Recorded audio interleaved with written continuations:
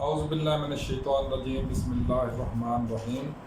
अल्लाह जल्ले शानहू दे नाम दे नाल अल्हम्दुलिल्लाहि रब्बिल आलमीन वल आक़िबतु लिल मुत्तक़ीन अस्सलातु वस्सलामु अला रसूलिल करीम। दोस्तों अस्सलामु अलैकुम। डॉक्टर नसीर कालो हाज़र CNP न्यूज़। दोस्तों मेरे नबी सल्लल्लाहु अलैहि वसल्लम ने फरमाया सी मेरी उम्मत की मिसाल इस तरह है जिस तरह एक दीवार होवे जिहदी एक इट जिहड़ी है और दूसरी इट नूं सपोर्ट इस हद तक दिंदी है कि पूरी दीवार ही बड़ी मजबूत हो जाती है, जिन्हों सीसा पलाई हुई दीवार कहते हैं। लेकिन मेरे नबी सल्लल्लाहु अलैहि वसल्लम ने जो 1500 साल पहले फरमा गए सन उहदे उत्ते असी अमल करने की बजाय असी जिहड़ी वार्निंग सी उन्हां दी जिहड़ा उन्होंने सानू मना फरमाया सी कि फिरकियां च ना बटिओ, एक दूसरे का एहसास करिओ, एक भाई का दूसरे भाई को तकलीफ होनी चाहिए है, वो मसले का पता होना चाहिए, हर चीज़ छड़ छड़े। उनका नतीजा की निकलिया कि तुसी दुनिया के किसी खिते के अंदर जाके देख लो, किसी इलाके जाके देख लो, मुसलमानों के उत्ते जिहड़ा मर्जी जिदा दिल करता जो मर्जी जुल्म करता और उनको पूछने वाला नहीं। क्यों?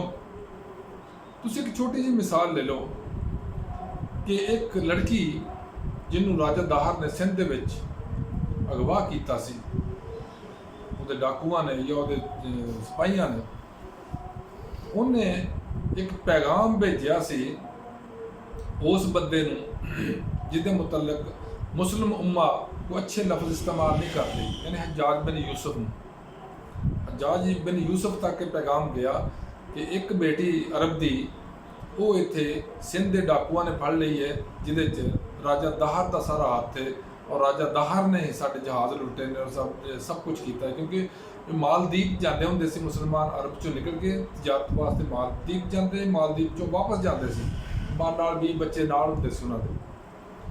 जिस वेले हज्जाज बिन यूसुफ की शोहरत जड़ी आ बहुत ही मतलब कंट्रोवर्शियल आ, उहदे उत्ते बड़े सवालात ने कि उस बंदे ने खाना खुदा के अंदर भी मतलब जंग की सी और उन्हें बड़ा जुल्म ज्यादती की सी। लेकिन उस बंदे के कुछ जड़े काम सन वो एडे आला सन, जिन्हें एक ये बड़ा अच्छा काम सीगा कि उस बंदे ने सिंध उत्ते हमला सिर्फ एक लड़की एक साड़ी मुसलमान बेटी के कहने के उत्ते हमला किया और सारे मुसलमानों को छड़ाया भी और जहन्नम वासल भी किया राजा दाहर की पूरी कंपनी। लेकिन ये मिसाला ही रह गई। हुण की है, हुण कश्मीर च ला लो, कश्मीर चो ला के फलस्तीन तक हर जगह ते जुल्म और सितम का बाजार करन। लेकिन किसी मुसलमान मुल्क की एडे एडे मुसलमान मुल्क बड़े मुल्क मां एडे अमीर मुल्क ने, ईवन मैं कल देख रहा सब एडी एडे बड़िया दावत हो रही ने, जहाज़ अनायत किए जा रहे हैं ट्रंप साहब नूं, लेकिन अपने वो मुसलमान भाई मजलूम भाई जिन्हें जुल्म जबर और कत्लो गारत गिरी इवन नस्ल कशी तक वो गए ने यहूदी, उन्होंने इस हद तक ज्यादती की है। लेकिन साड़ी मुस्लिम उम्मा के अंदर जू तक नहीं उन्होंने करना ते लगी। चंद दिन पहले मोहम्मद बिन सुलेमान साहब ने कोई बयान सुनिया दिता हुए, लेकिन एक सिर्फ बयान ने उत्ते तो कुछ नहीं करना। इन्नी मुसलमान फौज है साड़ी अपनी 7-8 लाख फौज है और बाकी सारे मुसलमान मुल्कों की फौज इकट्ठी करो, इसराइल वह 1% नहीं बनता। लेकिन उस 1% ने ईरान भी अगे लाया, सानू भी अगे लाया और जिन्ने मुसलमान मुल्क नाल सारे अगे लाया। और सब तो बड़ी और सब तो बुरी और सब तो खतरनाक और सब तो शर्म वाली गल यह कि वो नस्लकुशी कर रहा है फलस्तीनियों की और सानू एहसास तक नहीं हो। असी आ जाके सिर्फ ये करने कि फेसबुक के उतों घुमाई जाने उस गल में मिटाई जाने तोड़ी जाने।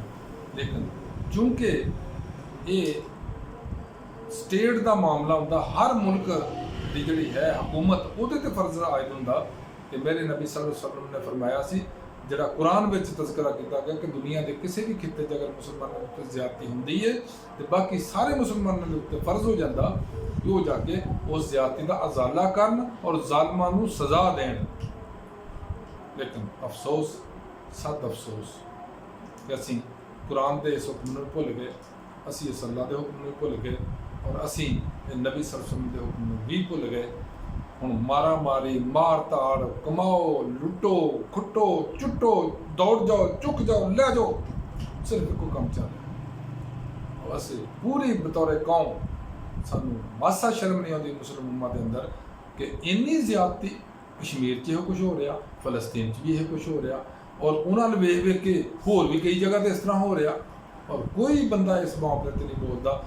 ਹਕੂਮਤੀ ਲੈਵਲ 'ਤੇ, ਪਬਲਿਕ ਲੈਵਲ 'ਤੇ ਔਰ ਸਾਡੇ ਪਾਕਿਸਤਾਨ ਦਾ ਤੁਸੀਂ ਹਾਲ ਦੇਖ ਲਓ। ਇੱਥੇ ਜਿਹੜਾ ਵੀ ਚੰਦ ਦਿਨ ਪਹਿਲੇ, ਕੱਲ ਪਰਸੋਂ ਸ਼ਾਇਦ, ਇੱਕ ਇhtਜਾਜ ਕੀਤਾ ਗਿਆ ਇਹਦੇ ਜ਼ੁਲਮ ਦੇ ਖਿਲਾਫ ਫਲਸਤੀਨ ਦੇ ਉੱਤੇ, ਜਿਹੜਾ ਫਲਸਤੀਨੀਆਂ ਦੇ ਉੱਪਰ ਯਹੂਦੀ ਕਰ ਰਹੇ ਨੇ ਜਾਂ ਇਸਰਾਈਲੀ ਕਰ ਰਹੇ ਨੇ, ਉਹ ਸਾਰਿਆਂ ਦੇ ਖਿਲਾਫ ਪਰਚੇ ਦੇ ਕੇ ਇਸਲਾਮਾਬਾਦ 'ਚ ਬੰਦ ਕਰ ਛੱਡਿਆ ਲੋਕਾਂ ਨੂੰ ਜਿਹੜੇ ਇhtਜਾਜ ਕਰ ਰਹੇ ਨੇ। ਯਾਨੀ ਸਾਡੀ ਗਵਰਨਮੈਂਟ ਦਾ ਤੁਸੀਂ ਸਟੇਟਸ ਹੀ ਅੰਦਾਜ਼ਾ ਕਰ ਲਓ ਉਹਦੇ ਰਵੱਈਏ ਦਾ ਕਿ ਉਹ ਐਡੇ ਪਿਆਰੇ ਲੱਗਦੇ ਨੇ ਇਸਰਾਈਲੀ, ਐਡੇ ਪਿਆਰੇ ਲੱਗਦੇ ਨੇ ਯਹੂਦੀ ਸਾਡੀ ਗਵਰਨਮੈਂਟ ਲੈਵਲ 'ਤੇ ਜਾਂ ਮੁਖਤਦਰ ਹਲਕਿਆਂ ਨੂੰ ਕਿ ਉਹ ਕਹਿੰਦੇ ਇਹਨਾਂ ਦੇ ਖਿਲਾਫ ਇhtਜਾਜ ਤੱਕ ਨਹੀਂ ਕਰੋ। ਇਸ ਤੋਂ ਗਿਰਿਆ ਹੋਇਆ ਸਾਡਾ ਨਿਜ਼ਾਮ ਜਾਂ ਇਸ ਤੋਂ ਗਿਰਿਆ ਹੋਇਆ ਮੁਸਲਮਾਨਾਂ ਦੀ ਸੋਚ ਹੋਰ ਕੀ ਹੋ ਸਕਦੀ ਆ? ਕੁਰਾਨ ਕਹਿੰਦਾ ਇੱਕ ਮੁਸਲਮਾਨ ਦੇ ਉੱਤੇ ਜ਼ੁਲਮ ਜ਼ਿਆਦਤੀ ਹੁੰਦੀ ਹੈ ਤਾਂ ਸਾਰੇ ਮੁਸਲਮਾਨਾਂ ਦਾ ਫਰਜ਼ ਹੋ ਜਾਂਦਾ ਜਹਾਦ। ਲੇਕਿਨ ਸਾਡੇ ਕੀ ਆ, ਸਾਡੇ ਉੱਧਰ ਨਸਲਕੁਸ਼ੀ ਕਰ ਰਹੇ ਨੇ ਫਲਸਤੀਨੀ, ਸਾਡੇ ਮੁਸਲਮਾਨ ਬੱਚਿਆਂ ਦੀ। ਈਵਨ ਇਸ ਫਲਸਤੀਨ ਦੇ ਅੰਦਰ ਉਹ ਨਸਲਕੁਸ਼ੀ ਕੀਤੀ ਗਈ ਹੈ ਜਿਸ 'ਚ ਸਾਰੇ ਬੱਚਿਆਂ ਦੀ ਅਮਵਾਤ ਬਹੁਤ ਜ਼ਿਆਦਾ ਨੇ, ਬੱਚੇ ਬਹੁਤ ਜ਼ਿਆਦਾ ਸ਼ਹੀਦ ਹੋਏ, ਔਰਤਾਂ ਬਹੁਤ ਜ਼ਿਆਦਾ ਸ਼ਹੀਦ ਹੋਈਆਂ। ਹਾਲਾਂਕਿ ਲੜਾਈ ਦੇ ਕਾਇਦੇ ਕਾਨੂੰਨ ਹੁੰਦੇ ਨੇ, ਲੜਾਈ ਅਗਰ ਹੋਵੇ ਤੇ ਇਹ ਲੜਾਈ ਤਾਂ ਹੈ ਨਹੀਂ। ਇਹ ਤੇ ਮੈਂ ਕਦੀ ਸੋਚਣਾ ਕਿ ਹਿਟਲਰ ਨੇ ਇਹਨਾਂ ਨੂੰ ਕਿਉਂ ਮਾਰਿਆ ਸੀ ਯਹੂਦੀਆਂ ਨੂੰ। ਹੁਣ ਜਦੋਂ ਮੈਂ ਇਹ ਦੇਖਣਾ, ਮੈਂ ਕਹਿੰਦਾ ਹਿਟਲਰ 100% ਸਹੀ ਕਰ ਰਿਹਾ ਸੀ, ਉਹਨੇ 100% ਸਹੀ ਕੀਤਾ। ਕਿਉਂ?